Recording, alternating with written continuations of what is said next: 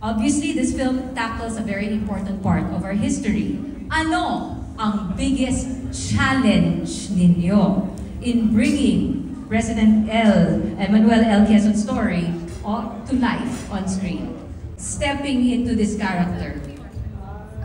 How was it? Hi. Hello. Good afternoon, everyone. It was, I don't know, really challenging, if that's the challenging to the bone. Gerald gave us a really beautiful script, easy to follow, very clear, very precise, very weighty, very exciting, very funny. In fact, and the hardest part was for everyone, just the same.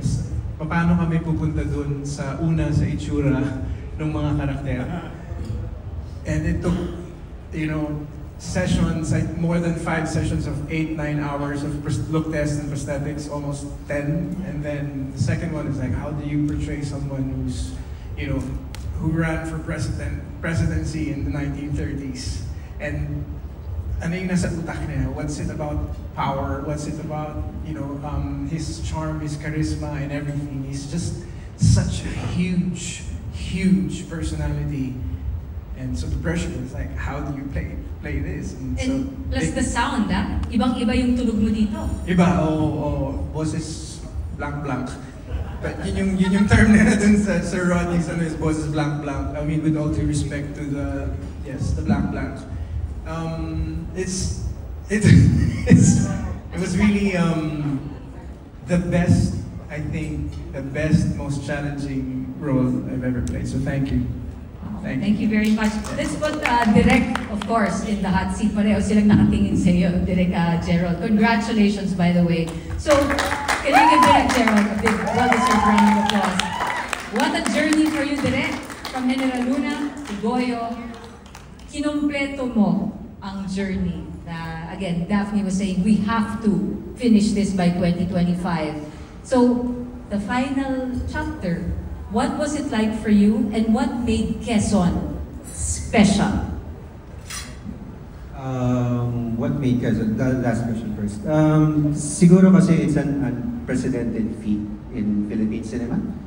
The fact na meron tayong trilogy ng historical films. Yeah, I don't think we've had that ever. So, just that fact alone is already a big credit to Daphne and the producers and Nando Ortigas and Edro. So,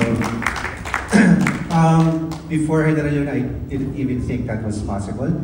So now that it's all finished, parang wow, medyo pinaprocess ko pa siya. So as to how it's been, it's just as difficult as General Luna and Goyo. Pero iba ngayon kasi it's a war of words inside rooms and speeches. Hindi siya malalaki sa eksena. battlefield. Oo. So yun naman yung challenge in this case. And I must say na na-pull off ng lahat ng actors beautifully. So I'm very happy. So it's the language also we're really gonna have to look forward to. Makinig. Absorb natin yung kwento through the war of words. Speaking of words, para naman marinig natin yung buong cast din. I'm gonna be very strict cast members. One word only. One word or feeling.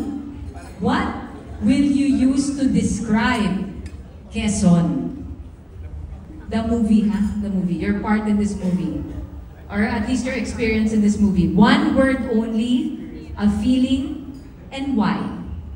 I'm gonna begin with a wait, actually, sige. Dito na sa likod muna. Yung pinakabata. Hi, Therese! Ay, ka na muna. Para yung mga nasa likod naririnig. Does she have a mic? Go ahead, Therese. One word. Feeling. One word. Revolutionary. Wow! Bakit? One word lang po. Thank you. Bakit nga? Ikaw naman. Masunurin po ako Okay. Nag-revolution ka din ba habang nag-filmmaking? Well, ever since naman the whole trilogy part, like what Direk Gerald said, the fact that he was able to curate, create, and produce, along with TBA, yung trilogy of historical figures, that in itself is already revolutionary. But here in Quezon, grabe, we were able to really raise questions that are meant for us viewers to ask afterwards. And I think the biggest takeaway, walang spoiler. Anyway. Okay, wag. Sige. Yes, but I think the biggest takeaway for me here is the experience that the audiences will get to experience afterwards. That's the revolutionary part for me. Yan, wag natin iwan sa sinehan ang experience. Angeli, what's one word to describe Quezon for you? Heartbreaking. Ay, bakit? It was heartbreaking. The first time I read the script, it broke my heart. Hearing it in the script, at the script reading, broke my heart all over again. You know, so I can just imagine how the audience will feel kapag nakita namin yung collective experience namin after we did this, after we collaborated in this insanely beautifully written story. Thank you po, Rodi Vera and Gerald Arab. It was heartbreaking for me kasi yikes, ang nerdy kapag sinabi ko to. Kasi when I was a kid, I really loved history. Nice. I was one of those kids na tatandaan ko talaga yung dates, the names, etc., ganyan. And as a child, parang biglang nag-flashback kasi sa akin yung mga pangalan, yung mga petsa. Tapos, now I understand kung ano yung ibig sabihin ng lahat ng inaral ko back then. And it just broke my heart. Kasi sabi ko, ito pala yung ibig sabihin ng inaral ko dati. Meron akong mas malalim na pag-uunawa ngayon sa kung anong meron tayo sa kasalukuyan. At, hindi ko naman sinasabing heartbreaking siya in a bad way. It's like heartbreaking because it kind of opens you up again. You know, so it makes me care all over again about our present history, about our present situation, about our country, about every fellow Filipino. So that is really why I want people. Okay lang, but that's why heartbreaking. That's why it's your choice of I words. want people to watch this film. Ayan. It's moving. That's why we're promoting it. Lahat sabihin October 15, manood sa cinema. Thank you for that, Angeli. Thank you for that heartfelt answer. I'm gonna skip to the other lady in that row. Anna. Yes. Anna first. Sige, ladies first in the back. One word, why? One word. Intense. For me, it was intense because it roused feelings that I guess just brought up feelings. I think because the set for me was so real. Every time I'd go into the set, I felt like I got back there, and it roused feelings more of actually about women in those days for me. I'm part of a family that I guess pushed the envelope forward, and I also felt that it was a man-dominated time. But I also felt that our director wanted more from his women, wanted to show that we weren't just that we deserved more. I don't know, I just felt that even though the scenes were short, my scenes were short, but I just felt that Gerald wanted something in those scenes that will show how the women had to control themselves during that time, but they were also full of intensity and passion and life. And and women now are also going through that. So for me, it was intense feelings. I remember there was a scene when Gerald directed me to sort of find your way. Can't be as strong as we can talk now normally in a conversation, even if it's your own home. So I went through that. I think kind of language, and I kind of felt for a while how women felt then, how they had to maneuver their way, make their space a bit small, but still be the one behind, be a power, be a force. So that was interesting as an actress, and as a woman, it was intense to be brought there, because also our locations were crazy beautiful, and our production design was amazing. Thank you. Please watch. Thank you. Let's hear from the boys in the back. Joros, please. Yes. One word. Chururut hey hey. Chururut hey hey. Then, marami hindi nakakalam ng word na yan. So, knowledge. Define. Knowledge. Dami seryoso eh. Knowledge. Kasi, kung paano binuo itong pelikula. pelikulang ito, alam naman natin lahat, knowledge is power. So, dito sa storya nito, it's about power. How you control it, how you apply it, how you get it. So, ang ginagamit natin dito is knowledge. So, alam nyo na yan. You have the power. Kaya nga Okay? knowledge, alam. Ha? Yeah, basic knowledge. Kung hindi nila alam, alamin na lang. Oo. Kaya Malalaman ninyo. Kailangan ng mga tao yung knowledge kung kailan ito ipapalabas through you guys. October 15. Yes, October 15. Thank you for that, Yes. Joros. Si Aaron naman. Si Yes, Aaron. please ikaw have naman. knowledge. Thank you. Thanks, Joros. Thank you, Joros. Thank you, ma'am. Para sa akin, truthful siguro masasabi ko sa pelikulang ito. Okay. Kasi bago ang lahat, ginawa ni Direk Gerald to, wala kami dapat i-filter. Ayaw namin nag-filter. Gusto namin pakita kung ano talaga ang pagkatao ni Quezon during that time. No? So, para sa akin, truthful. Dahil lahat po ng mga information at data na pinasok ni Direk Gerald dito ay pawang may katotohanan lamang. Malamang sa aking character bilang Joven Hernando is just a fictional character, but then again, I was able to justify Joven Hernando and show it to people that this is Joven Hernando. It signifies the youth right now, and somehow it connects to the young ones, young leaders like me. At it's just, I am grateful and proud to say that from General Luna and up to Quezon, I'm still part of this family. Wow. You completed the trilogy then. Oh, Yeah. dun sa tatlo talaga, ma'am.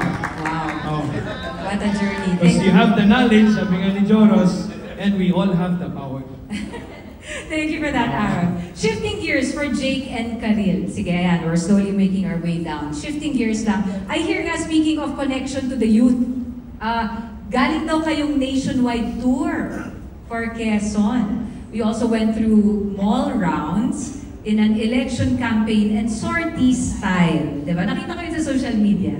Diba? So, Jake and Karil, were there memorable responses from the students, people around the malls? I'm sure you were able to chat with them. Sige, Karil first. Nauwi kami sa Quezon kasi doon ang Casa Esperanza ni Mama, na-plug ko pa.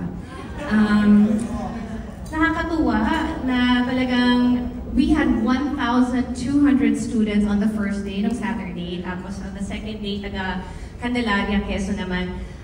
Siguro makikita mo talaga, paulit-ulit namin sinasabi na part sila ng film because they were there in Tayabas, Quezon. So, sila yung mga talent na kasama namin.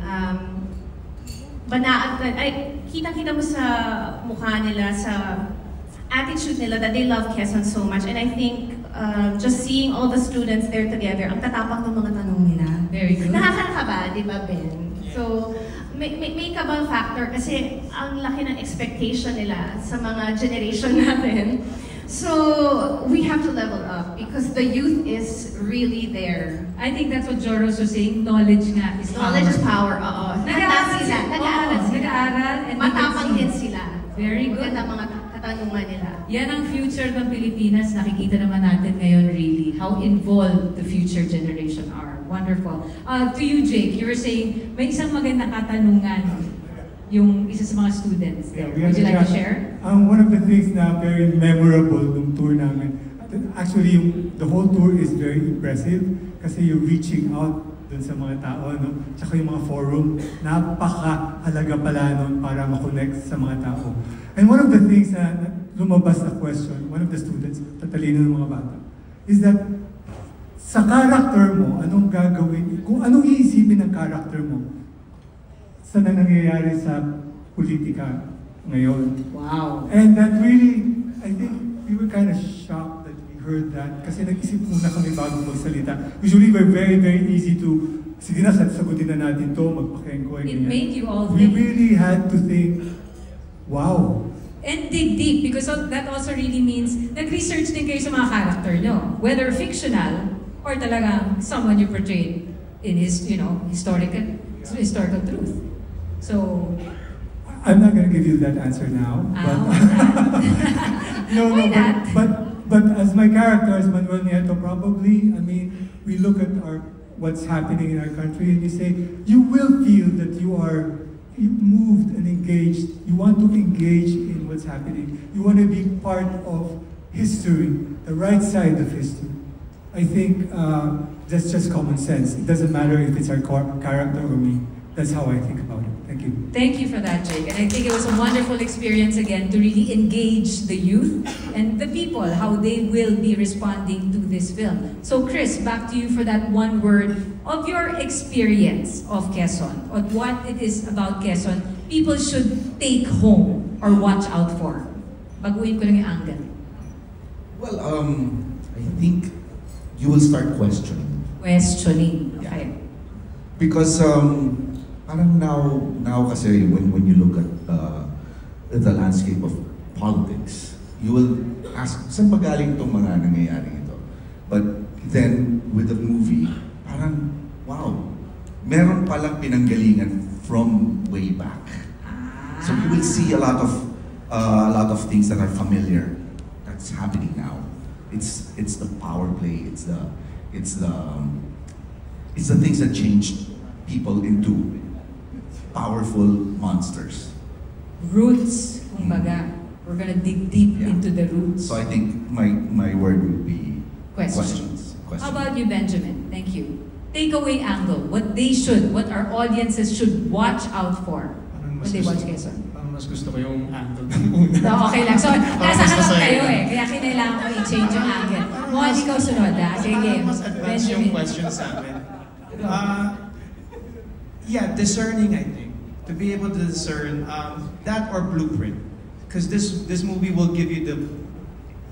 Quezon holds the blueprint, or he held the blueprint to politics, which kind of reflect hasn't changed much from the politicking now. So I think that's what they will see. They will see the blueprint of, and to be able for especially the young ones who had the privilege to go through all the forums. Although nandun na talaga sila, they're very hypercritical and they're such strong critical thinkers na you cannot just tell them something and then they'll just receive it. Talagang they question. Tama si Kuya Chris. So with this movie, it will give them the blueprint, hopefully, to have that revolution na hinihingi ni Terry, that movement, that courage. Sa napakagandang sinulat nila, you will find enough here, enough ammo, enough substance to really, napakagandang mga eksena na you can really use it. Parang marami kang pwedeng gawin na doon pa lang sa trailer namin, dami ko nakikita memes eh.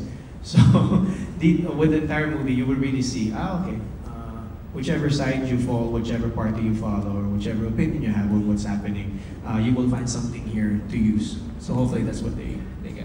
Thanks for that, Benjamin. And finally, Emilio Aguinaldo. One word. Anong takeaway na gusto mong sanang manotice ng audience? Politika. This is really the heart of the matter, huh? Yes, parang mula noon hanggang ngayon, makikita nyo dito sa Quezon na walang pinagbago ang politika natin. Ang politika ay pinapaikot lang ng mga pinakamalalaking pangalan, mga pinakamayayamang personalidad at pinakamakapangyarihan. Ang politika hanggang ngayon ay siraan.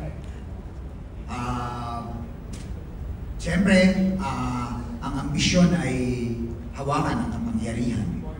So, makikita natin yan sa Quezon.